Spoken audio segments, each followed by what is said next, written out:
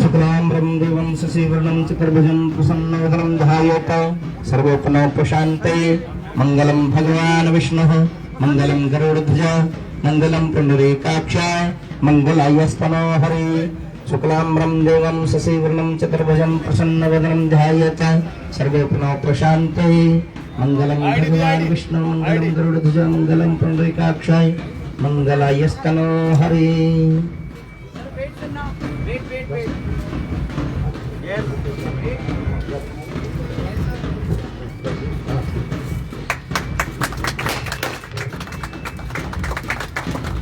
शुक्लाम्बरं देवं शशिवर्णं चतुर्भुजं प्रसन्नवदनं ध्याये सर्वोपनोपशान्ते मंगलम मंगलां विष्णु मंगलम गरुड़ध्वज मंगलम पुंडरीकाक्षाय मंगलायस्तनो हरि।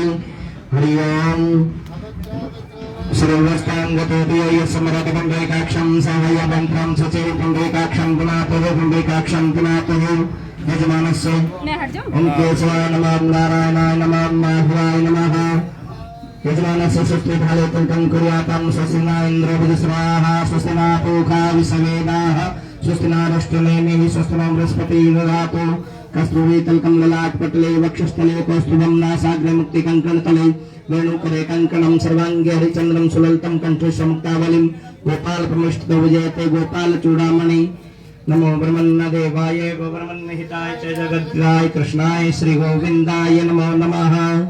शुक्लाम्बरं देवं शशिवर्णं चतुर्भुजं प्रसन्नवदनं ध्यायेत सर्वोपनोपशान्ते मंगलम भगवान विष्णुः मंगलम गरुड़ध्वज मंगलम पुंडरीकाक्षाय मंगलायस्तनो हरि। आइए जी भगवान के समीप आ जाए।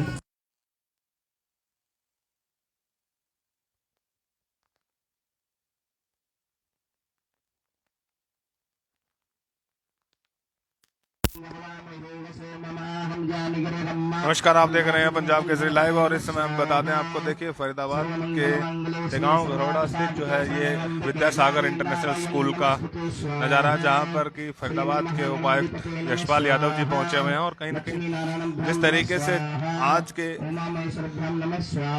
युग में जो है वो बच्चों को अच्छे संस्कार देने के लिए विद्यासागर स्कूल की तरफ से जो है ये पहल की गई है, जिसको चलते बच्चों को हवन धार्मिक प्रवृत्ति से जोड़ने के लिए जो है वो संस्कार शाला का जो है वो आयोजन किया जा रहा है और इसी की आज जो है वो यहाँ पे शुभारंभ करने के लिए फरीदाबाद के डीसी साहब पहुंचे हुए हैं। श्री लक्ष्मी नारायण भगवान की जय।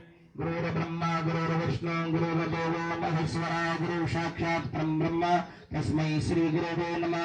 अस्मद्गुरुभ्यो नमः स्वाहा परम वैष्णवभ्यो नमः स्वाहा। भारद्वाज कुलाब्धिको भगवानेश्वर सिद्धवादाश्रम सत्यम भागवतं सुपूजन विजय सिद्धिप्रदं शाश्वतं गोविन्दार गुरुरूपं शुभं श्रीमत्सोहनदं सुदर्शन गुरु वन्दे कृपासागरं स्वाहा। भारद्वाज कुलाब्धि दिव्यरत्नं श्रीमत् सुदर्शनात्मजं स्वाचार्य कृपा च सिद्धि विमला प्राप्ता शुभा शाश्वती लक्ष्मीनाथं सिंहपादुगले भक्तारतं प्राप्तं आचार्यं पुरुषोत्तमं गुरुवरं वन्दे दयासागरं स्वाहा। नमामि राम निजपादपङ्कजं वदामि राम निजनाम निर्मलम् स्मरामि राम निजदेह विग्रहम्। मंत्रोच्चारण दर करके जो है वो इस संस्कार शाला का जो है वो शुभारंभ किया जा रहा है। लक्षण विलक्षण मोक्ष भाजो रामानुजो विजयते यति राज राजा। ओम श्री अस्मद्गुरुभ्यो नमः स्वाहा।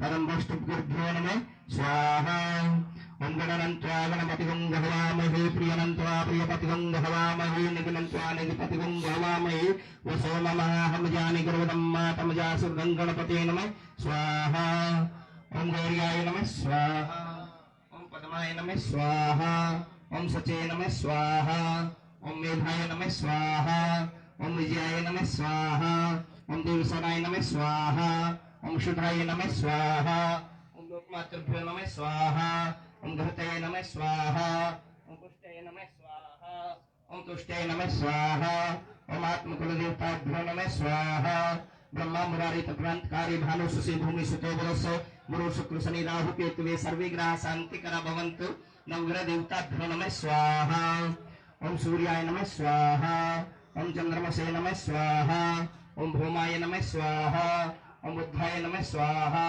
ओम बृहस्पते नमः स्वाहा ओम शुक्राय नमः स्वाहा ओम शनिश्चराय नमः स्वाहा ओम राहुवे नमः स्वाहा ओम केतुवे नमः स्वाहा ब्रह्मा मुरारी तत्प्रांतकारी भानु शशि भूमि सुतो वदस्य गुरु शुक्र शनि राहु केतुवे सर्वे ग्रह शांति करा भवन्तु नवग्रह देवताभ्यो नमः स्वाहा योग्य पुरुष भगवान की श्री सतगुरुदेव भगवान की श्री लक्ष्मी नारायण भगवान की आइए प्रसाद लीजिए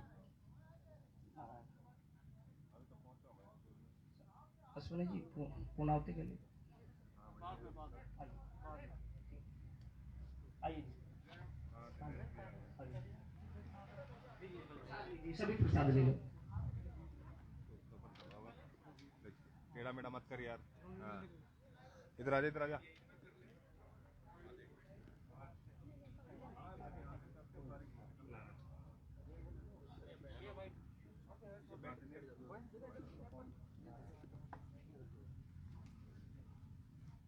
इस साइड से कर लेंगे।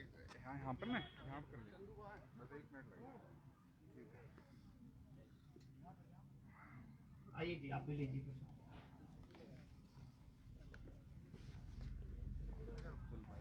थोड़ा सा उठा कर ले ठीक हो जी। 1 मिनट रुक जाओ यहीं पे। नमस्कार जी कैसे हैं? इधर इधर इधर ये दिख रहा था और थोड़ा सा आपकी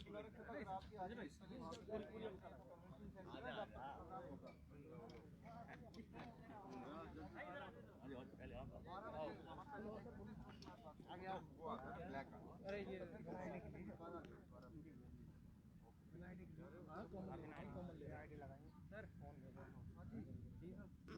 हटिए हटिए एक सेकंड आराम से आराम से आराम से आज गाँव पहुँचे हो किस तरीके का देखते हैं सर जिस तरीके से संस्कार शाला का आयोजन किया गया? ये स्कूल एजुकेशन बच्चों का जो भविष्य का फाउंडेशन तैयार करती है और अगर हम शिक्षण पद्धति को वापस मुड़कर देखें तो गुरुकुल जो पद्धति थी उसका सारा का सारा ध्यान इस बात पर होता था कि बच्चों को कैसे संस्कारी बनाएं। इसी तरफ वापस शिक्षा जा रही है और जो आज के शिक्षण संस्थान हैं वो सब लोग उसकी तरफ ध्यान दे रहे हैं। तो एक अच्छी बात है, एक अच्छी शुरुआत है। जो हमारा स्वर्णिम भूतकाल था उसी के ऊपर हमारा वर्तमान टिके और उसी से हमारा भविष्य बने, तो इससे अच्छी बात कोई हो नहीं सकती है। अच्छा, किस तरह का मैसेज जाता है बच्चों को इस तरह के कार्य करने से, और जब उनको इस तरह के हवन पूजा पाठ भी उनको रुचि उनको बढ़ाई जाएगी, तो कितना सही मानते हैं उनके बच्चों के भविष्य को लेकर? जो हमारा आम जिंदगी के अंदर किसी भी तरह का व्यवहार है उसके सर्टेन पैरामीटर्स हैं, उन सब चीज़ों को सिखाने के लिए ये सब चीज़ें बहुत ज़रूरी हैं। लोग धर्म की बाकी चीज़ें भी बातें करते हैं, लेकिन इन सब चीज़ों का ध्येय उद्देश्य सिर्फ और सिर्फ एक ही है कि कैसे एक अच्छा इंसान हम बना पाएँ। और ये सारी चीज़ें जो एक अच्छे इंसान के अंदर होनी चाहिए, अगर वो किसी भी तरह से हम बच्चों के अंदर डाल रहे हैं तो वो एक अच्छी शुरुआत कही जाएगी और बाकियों को के लिए अनुकरणीय होनी चाहिए। सर पहला स्कूल इस तरीके उसको कोरोना को लेकर किस तरीके से देखते हैं?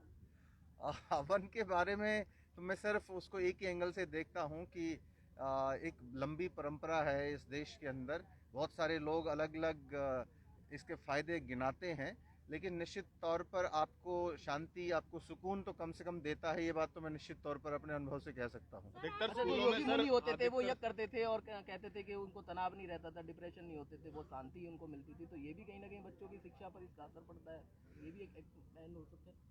किसी भी लेवल के स्ट्रेस, आप जो इंटरनेशनल लेवल के ऊपर जो लोग आज हैं, चाहे स्पोर्ट्समैन को ले लीजिए, किसी भी व्यक्ति को ले लीजिए, हर व्यक्ति सबसे पहले जो बात कहता है वो ये कहता है कि मानसिक तौर पर अगर हम स्थिर हैं, योगा की बात करते हैं, मेडिटेशन की बात करते हैं, अगर उसमें वो लोग प्रैक्टिस करते हैं तो उनकी परफॉर्मेंस बेहतर होती है, इसमें कोई शक नहीं है। यज्ञ भी इसी तरह की एक प्रक्रिया है जहाँ पर आप बड़े शांति से बैठकर मंत्रोच्चार करते हैं और दिमाग को बाकी चीज़ों से हटाकर सिर्फ उसी के ऊपर लगा रहता है। तो निश्चित तौर पर ये आपको बेहतर बनने में, शांत रहने में और बीमारी से लड़ने में मदद करता है, ऐसा मैं मानता हूँ। सर, यदि आपको ये यज्ञशाला, ये प्रोजेक्ट इतना पसंद आया तो क्या आप रिकमेंड करेंगे कि सरकारी स्कूलों में भी इस प्रोजेक्ट को लाया जाए? देखिए, सरकारी स्कूल के अंदर चाहे स्ट्रक्चर ना बनाएं आप, लेकिन मैं खुद भी सरकारी स्कूल से पढ़ा हूँ और हमेशा प्रेयर होती थी और प्रेयर के वक्त में सबको रोका जाता था, बैठाया जाता था, सब लोग साथ में प्रेयर गाते थे, उसके बाद में पीटी और योगा होता था। उसकी तरफ वापस मुड़ने की ज़रूरत है, उसको सबको दोबारा करवाने की ज़रूरत है। सर, एजुकेशन को देखा जाए तो आजकल जो टॉपर्स बच्चे होते हैं, जो टॉप नहीं कर पाता, वो बच्चे कहीं ना कहीं डिमोटिवेट होकर सुसाइड के जो कदम उठाते हैं, बहुत संख्या बढ़ रही है, उन बच्चों को क्या कहना चाहेंगे या उन पेरेंट्स को क्या मैसेज देना चाहेंगे? किसी भी व्यक्ति की ज़िंदगी में हमेशा सफलता रहे, हमेशा आगे रहे, ऐसा संभव नहीं है। जब आपके पास में एक कक्षा के अंदर 40 बच्चे हैं तो उसमें से कोई एक नंबर 1 होगा, नंबर 2 होगा, लेकिन हमेशा एक स्कोप रहता है कि आप उसकी जगह ले सकते हैं। तो बजाय हार मानने के, आप अगर मेहनत करें, अपने आप को बेहतर करने की कोशिश करें तो आप अगली बार बेहतर कर सकते हैं। और हम स्कूल के अंदर जब 31 मार्च को रिज़ल्ट आता था तो जो बच्चे उस दिन उनको कोई अच्छी पोजीशन नहीं मिलती थी, इनाम नहीं मिलती थी, वो उस दिन कम से कम ज़रूर सब कहते थे कि अगली बार मैं भी मेहनत करूंगा और मैं इनकी जगह लूँगा। तो ये प्रण करके वापस आने की ज़रूरत है और उस प्रण को हर रोज़ याद करके मेहनत करने की ज़रूरत है। अपनी ज़िंदगी लेना ये तो एक पाप है और कानूनन जुर्म भी है। भगवान ने ज़िंदगी दी है, उसको जीना चाहिए और हर व्यक्ति के अंदर इतना सामर्थ्य है कि अगर वो एक तरफा होकर पूरी मेहनत के साथ काम करता है तो हमेशा सफल होता है। सर, एक और आखिरी सवाल, सर एक और आखिरी सवाल। दीपक जी ने भी बताया कि यज्ञ करने से स्ट्रेस कम होता है, तो जिस तरीके से लगातार रोज घोटाले उजागर हो रहे तो अधिकारियों के बीच में कहने की स्ट्रेस है, तो उनके लिए भी इस तरह के आयोजन होने चाहिए यज्ञ के लिए। देखिए, यज्ञ ये जो किया गया है ये तो अग्नि से सामने बैठ के किया है, लेकिन एक यज्ञ हर आदमी को करना चाहिए कि अपने जो कुकर्म है, अपने जो गंदी आदतें हैं, उसको हर रोज सुबह या शाम कुछ मिनट सोचे और उसको समर्पित कर दे, भगवान को छोड़ दे, तो वो हर व्यक्ति को करना चाहिए। Thank you. सर, आज यहाँ पर विद्यासागर इंटरनेशनल स्कूल में अभी टाइम है स्कूल में आज अतिथि सहित हुए हैं और संस्कार शाला का इनॉग्रेशन में क्या कहना चाहिए? अच्छी बात है, एक नई शुरुआत है और बच्चों को संस्कार, बेहतर संस्कार मिलेंगे और बाकी लोगों को भी इसको फॉलो करना चाहिए। बाद में कर लेंगे, चल ना स्कूल इनिशिएटिव दिखाना एक बार।